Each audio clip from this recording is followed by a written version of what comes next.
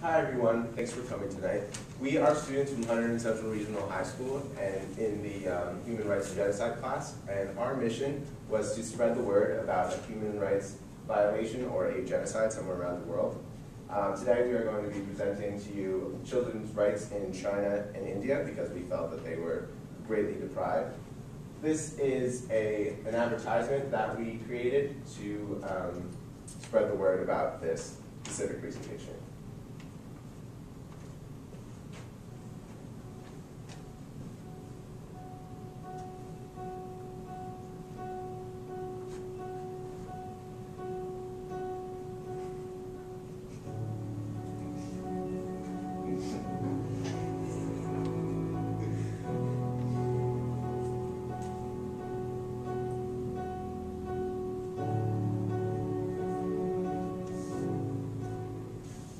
And that was supposed to go up on our school's morning announcements, but due to some problems, we were unable to do that.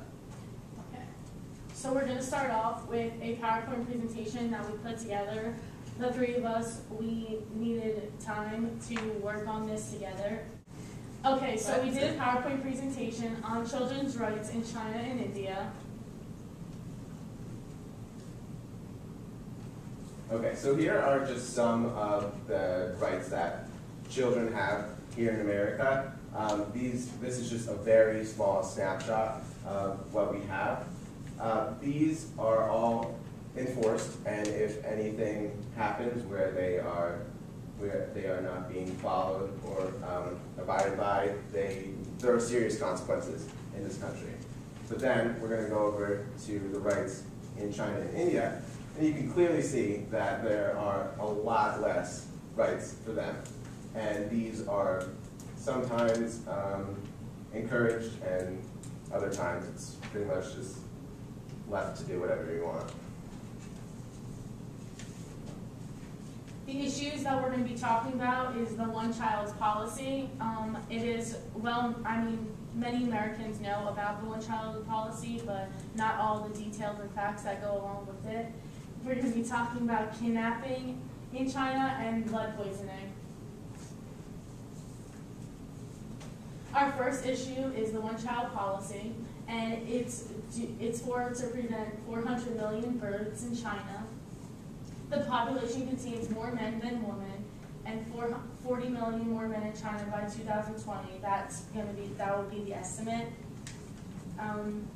And birth control was made by China to prevent birth. That was the whole point of it. There is one child per family. If you have two or more, the baby is killed or sent away. Child kidnapping. As many as 70,000 children a year are being taken from the streets and sold by organized crimes. The Chinese government doesn't want the outside world to know about the crimes that China is facing, so this is why we are presenting this and making it giving it out to the public, because it's an issue that no one knows about. The price of a child that's sold is $10,000 per year.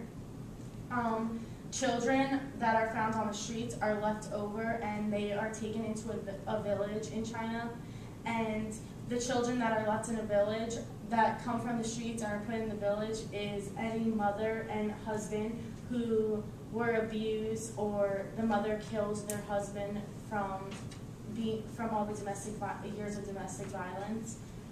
The death penalty applies to more than 60 offenses in China. And Zhu, a child who was kidnapped at the age of 6 and is now 27, and all he can remember is the day he was picked up from school by a random person.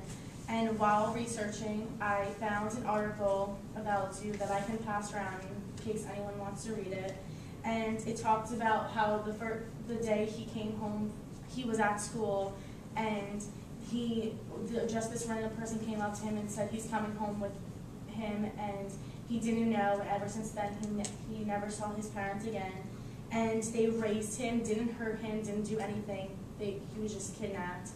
And now today, he plans a future, but it's sad to see that you know, kids in China on the streets can't even identify who their parents are. And some facts along with Francesca is also child trafficking is like kidnapping, and women and children make up about 90% of the people trafficked, and about 190 children are abducted each year, which leads to 70,000 children a year, or each day, if that makes sense. Families unable to have a son end up buying one from a kidnapper, and China officials steal babies and children to sell for foreign adoption, and about 20,000 are sold to foreign adoption each year. And just a couple more facts about the one-child policy. It was instituted on September 25th, 1980. It has prevented 400 million births. The consequence has been an emergent demographic crisis, a topic that is being discussed more widely among Chinese scholars. Many have argued against the policy's brutal enforcement and criticized it. The policy, coupled with China's traditional preference for males, has experts predicting that by 2020, China will be home to 40 million more men than women under the age of 20. And that number is equivalent to the total population of men under 20 in the US. And now we have a video to show China's kidnapping and the one-child policy.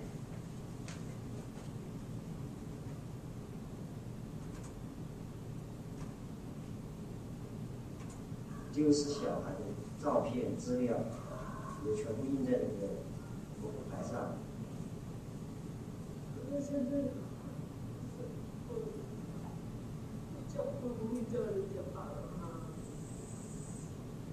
小一的时候，我在想，他会不会在外面？ China is being swept by an epidemic of child kidnapping. As many as 70,000 children a year are being snatched from the streets and sold by organized crime.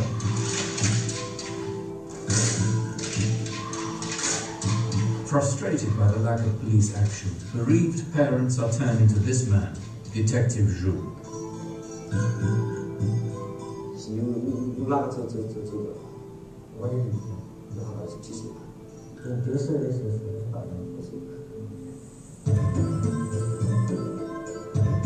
Chinese government doesn't want the outside world to know about the crisis facing China's children. 我看到车上还有几个娃娃，我吓我了，我以为我爸爸妈一样。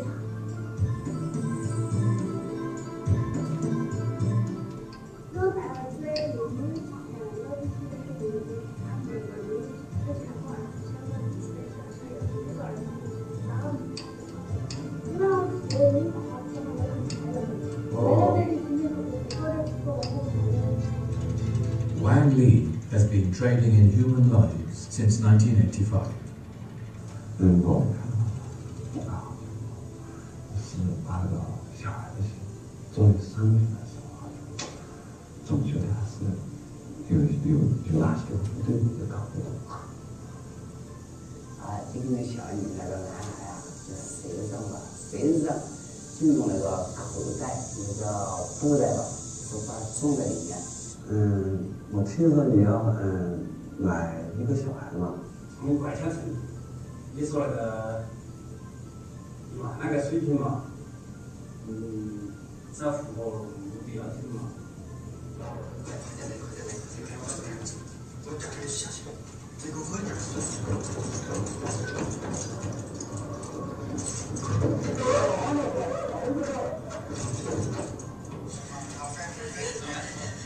哭了，真的哭了啊！不哭了。我爸要回成都。这儿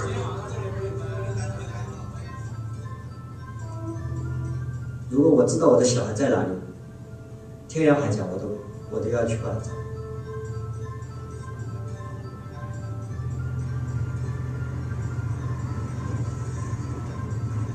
Detective Zhu is still on Zhen Jie's trail. He will not give up on the case until he's found.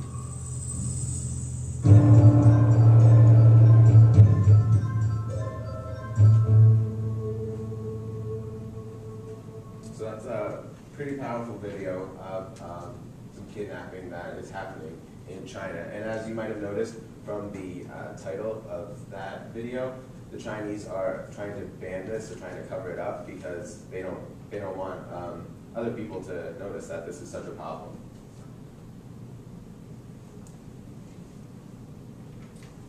Now we have lead poisoning in China.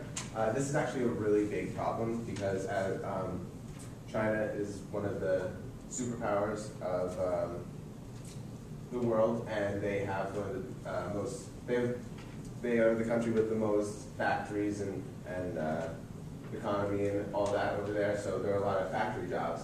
And it's really easy to have children work in these factories, so they get a lot of children working here. And during this time, they're exposed to this lead that the factories are producing. And it's the most common pediatric health in China as of right now, but not much is being done about this. Children are being refused treatment, and so they're just going home and dying, basically. And or they're growing up and they have a lot of problems, mental problems, physical problems. And one of the biggest problems with this is that the government is trying to cover this up. They have reporters from around the world going in to try to research this story, and they're being arrested, or they're just being, or the people who are running these factories are just denying it. And so that shows just how much they're trying to cover this up. They don't want other people to notice that this is a problem. They don't want to be known for this, but it's a big problem. So it goes into how the United Nations responds to all the children's rights, and they're really not doing anything to try to stop it. They don't really think it's that big of a deal. They're really only trying to keep an eye on China, and that's they're implementing the Convention on the Rights of the Children, and also they're keeping an eye on China has a governmental plan that's supposed to be cracking down on the violations of children's, like child rape, child abduction, and child trafficking. And according to the plan, China is supposed to be bringing awareness to the subject, and they're really not doing it. They're just saying that they're going to do it. And China also is against UN targeting specific countries about human rights. So whenever they're at UN meetings, they don't like being accused of having children and human rights issues. And it goes into the US response, and we really can't respond to China because we don't want to ruin our relations with China. They are an ally, and we don't want to bring something up and then end up having a fight between us, and then there would be more problems where U.S. doesn't really want to deal with that. All right, so that was a little bit of a little overview of the problems in China. Now we're going to switch over to India and their issues. Right now we have the Naxalite conflict, which I'll explain a little in further detail, and then an act that they have, which is the right of children to free and compulsory education, and I'm going to talk a little bit about the problems with that. All right, so first off, the Naxalite conflict. This is a big security challenge in India. It's basically militias going against the government in India. And during this, children are being exploited. As you can see, this is a picture of a child soldier that is working for the Naxalites, which is the group going against the government. And during this, it's affecting schools a lot because the government is using schools as bases, and as a result, the Naxalites are attacking those schools. So children are not safe. They can't be protected from this problem. It's really widely spread. It's all throughout India. And as of right now, there's nothing being done to try to protect these children or fight for them. And to continue on with the schools that are being attacked, 1/3 of India's population are children, and less than half of India's children between ages 6 and 14 even go to school. So the fact that schools are being bombed and they're being attacked and preventing less and less children from going to school when only half of the children go anyway. It's about only 53% have a primary school and 20% have a secondary school. So the attacks are just making everything worse. So a lot of children in India do not have the right to go to a free school or have any kind of schooling. But India tried to do something with creating the right Children Free and Compulsory Education Act. But there's problems with this because, as you can see, it was created in 2009, which is relatively recent. So this took far too many years for to be created. So it became a problem that's widely spread. India is a very big country, and it's just kind of there to show that they're trying to do something, but it's not really solving anything.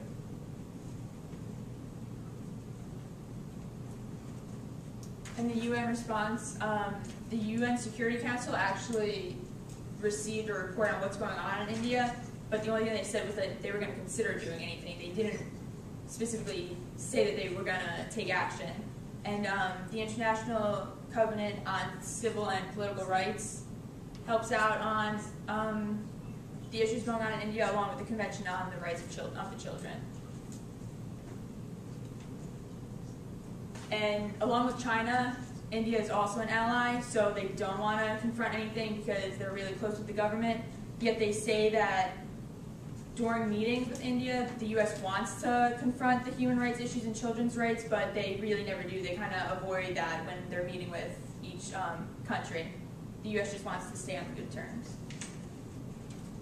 And we have China and India's non-governmental organizations response, and that's the NGO, in case you didn't know what that stands for. We have Save the Children, Human Rights Watch, Children's Rights Organization, Children's Rights Council, UNICEF, and Children's Defense Fund. And these are there's websites out there that helped us find this information about this stuff, and there's millions of articles you can read and read for days about it.